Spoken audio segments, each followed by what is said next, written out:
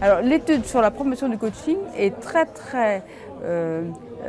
axée sur la France et sur ce que les coachs français ressentent. Et c'est ce que je trouve intéressant, c'est que justement là on voit bien qu'il y a un déficit de marketing et de commercial de la part des coachs.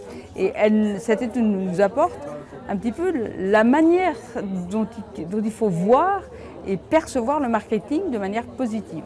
Je me suis dit, waouh, quelqu'un qui travaille sur la promotion du coaching, ça m'a tout de suite intéressée. Et je trouvais que c'était important pour moi, mais également pour la profession, d'avoir un update sur cet aspect-là.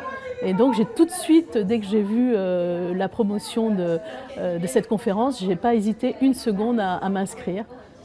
En fait, ce qui m'intéresse, c'est effectivement de comprendre pourquoi certains coachs en France n'arrivent pas à vivre de leur métier. Et c'est vraiment ça qui m'étonne. Moi-même, je suis coach avec une spécificité qui est la prise de parole et la communication verbale et que je suis en pleine interrogation justement du cheminement que je dois parcourir pour mieux communiquer sur ce que je fais, avoir des bonnes pratiques et puis surtout parce que je m'intéresse aussi au métier du coaching en règle générale. Donc de savoir ce que pensent mes pairs, PAIRS, du coaching, de ce qu'ils recherchent eux aussi comme outils ou comme conseils pour vendre mieux, en tout cas pour avoir une dimension plus importante qu'ils peuvent apporter à leur pratique. Je dirais d'acheter le rapport, d'abord pour lui, parce que c'est un niveau de connaissance important quand on est coach de lire ce rapport. Et puis je dirais aussi parce que quelque part, quand on est coach, on est aussi ambassadeur de la profession. Et en tant qu'ambassadeur de la profession, c'est aussi notre responsabilité de la faire rayonner. C'est mon avis. Et le fait d'avoir ces chiffres, le fait d'avoir cette étude est très importante, je pense, pour le coach. Voilà. Je me suis inscrite à la conférence parce que j'ai le souvenir de quelque chose comme uniquement 5% des coachs professionnels vivent de leur profession. Je ne savais pas de quand datait cette statistique, mais en tout cas j'avais envie de rafraîchir mes connaissances sur le sujet. Je trouve que c'est ambitieux d'avoir mené une étude pareille et donc voilà, je voulais vraiment rafraîchir mes connaissances sur le marché du coaching. Pour donner encore plus envie d'avoir accès à cette conférence et puis au contenu de cette étude, c'est simplement d'y aller, de franchir le cap, d'oser, de ne pas procrastiner, de se dire qu'il y a tout ce qu'on pense dans sa tête, qu'on a envie de faire et à un moment donné, il y a un passage à l'action. Et le passage à l'action est très précieux et dans l'étude de Younes et dans les conseils qu'il peut donner, ça aide vraiment à se dire « Ok, c'est bon, j'ai compris, j'y vais ». J'ai beaucoup apprécié la vidéo qui a été diffusée et qui permet voilà, c'est un vrai contenu pédagogique sur ce qu'apporte le coaching au client. Finalement, voilà, un client, ce qui t'intéresse, c'est moi, en tant que client, qu'est-ce que ça va m'apporter? Voilà, quelle est ma situation désirée et comment effectivement le coach va m'aider à trouver le chemin pour atteindre cette situation désirée. Et je pense qu'un coach qui n'est pas conscient c'est un entrepreneur et qui doit passer par cette étape de visibilité, de communication et d'un message bien porté, il risque effectivement de rester dans l'ombre longtemps. Donc j'ai beaucoup apprécié ça parce que je trouve qu'on ne le dit pas suffisamment. Et je suis pour la promotion de ce que vous avez dit dans cette étude-là, vraiment. C'est quelque chose qui me touche beaucoup en tout cas. Alors les recommandations de Younes, elles sont très précieuses parce que c'est vraiment vers ce chemin que je veux aller. Je suis quelqu'un qui s'auto-forme beaucoup, qui va beaucoup sur Internet, qui regarde toutes les bonnes pratiques justement pour exister mieux, pour être plus visible.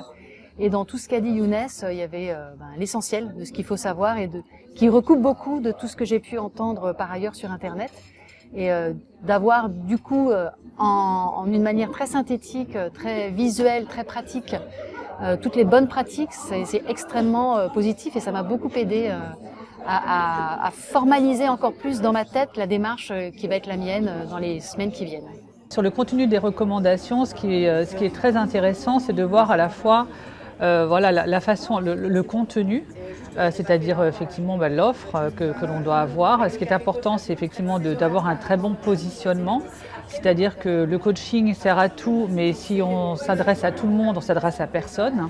Donc ça, en tous les cas, moi j'en ai pris conscience vraiment ce soir, et effectivement de savoir par quel canal je vais promouvoir mon offre. Et en fait, il y a plusieurs canaux possibles, il y a plusieurs façons de faire, et en fonction de l'évolution du chiffre d'affaires que l'on veut obtenir, effectivement, maintenant je sais comment faire grâce à cette conférence. Alors, ce qui a pu me marquer dans la présentation, sur l'aspect purement information qui a été donné, c'est le nombre de clients par mois de certains coachs par rapport à l'étude qui est ressortie. Je m'attendais à beaucoup plus. Donc du coup, ça m'a interrogée effectivement sur cette difficulté que peuvent avoir certains coachs à trouver des clients, à se dégager du temps pour en avoir, et à trouver les bonnes stratégies surtout, et le bon canal de communication et la bonne méthodologie, si on peut dire, pour arriver à promouvoir plus leurs valeurs et leur métier. Évidemment, il y a un aspect communication qui est modélisant, je trouve, en termes de support. Et ce que j'ai aimé, c'est que c'était à la fois simple, avec une valeur ajoutée qui nous décale, moi qui m'a décalé par rapport à « ok, je suis coach et je vais parler du coaching ». Non, je suis coach et je vais écouter le client. Et c'est des choses que je sais et qu'en même temps, je ne mets pas forcément en pratique.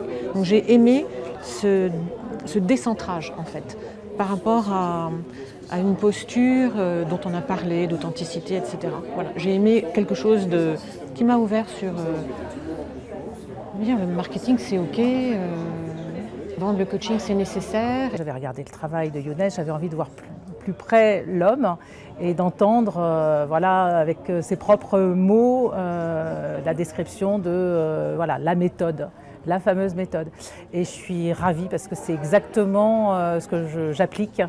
Donc j'ai trouvé formidable l'explication du déroulement, de la captation, de la création du désir, de la réponse-solution. Voilà, je trouve que je me sens en phase et donc pour moi c'est génial d'avoir vu ça aujourd'hui. Je pense que c'est une vraie faille dans le système du coaching de pas avoir ces compétences commerciales dont on parle. Donc je trouve que c'est très vertueux de prévenir les coachs aussi, de les avertir. Si vous ne vendez pas, vous ne travaillez pas. Donc il ne suffit pas de faire, il faut aussi avoir ce savoir-faire là. Donc ça consolide cette idée-là.